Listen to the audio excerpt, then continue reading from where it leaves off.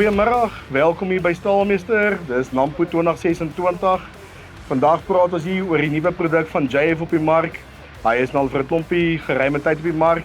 Hier is ons eerste model wat op die kant van die trek raak. Gewoonlik het ons 'n paar in die veld wat die 2.3 voor in die trek raak, wat ook mense meer gevoel gee hoe 'n mens self in beheer is van die kerwer.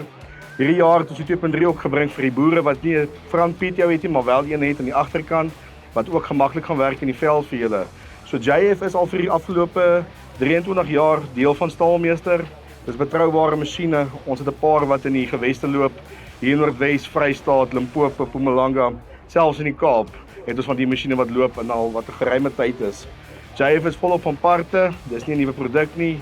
So ja, as ek vir 'n nader kan vat op die masjien, daar's 'n 3-ry kerwer, jy kan 76 4-rye sny, 3-rye van 91.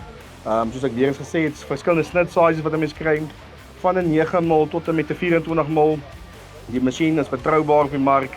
So ja, skakel ons vir meer inligting. Dankie.